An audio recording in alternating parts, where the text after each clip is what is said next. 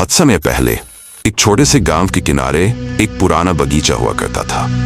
वो बगीचा सुनसान था, पेड़ों से घिरा हुआ, और बीचों बीच एक बड़ा सा लकड़ी का झूला टंगा हुआ था। कहते थे उस झूले पर कोई बैठता नहीं था, क्योंकि कई साल पहले एक छोटी बच्ची उस झूले पर खेलते हुए गायब हो गई थी। उस दिन के बाद उस झूले पर अजीब सी सरसराहट सुनाई देती थी, और रात के वक्त वो अपने आप झूलता था।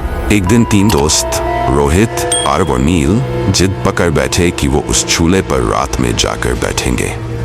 अगली रात चांदनी धुंधली थी, बगीचे में हल्की धुंध छाई थी। तीनों दोस्त हंसते बोलते झूले तक पहुंच गए। झूला वैसे ही धीमे धीमे हिल रहा था, हवा बिल्कुल भी नहीं थी। फिर भी धीरे धीरे वो लोग उसके पास गए, और जैसे ही उन्होंने हाथ बढ़ाया, एक ठंडी लहर सी उनके शरीर में दौड़ गई। पर डर को दबाते हुए रोहित उस झूले पर बैठ गया। बाकी दोनों हंसने लगे।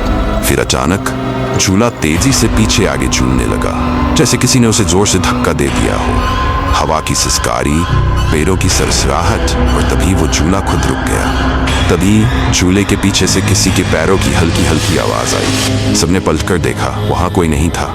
लेकिन तभी झूले के नीचे किसी के गीले पैरों के निशान बनते दिखे। धीरे धीरे रुके हुए झूले पर बैठी एक धुंधली सी परछाई दिखने लगी, छोटी सी, जैसे कोई बच्ची।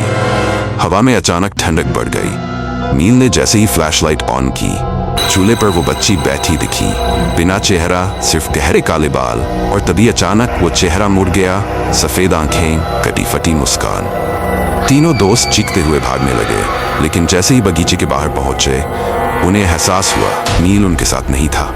पीछे देखा, बगीचा अब काला था, और झूला फिर से धीरे धीरे झूल रहा था, और उस पर बैठी थी अब 2 परछाइयां।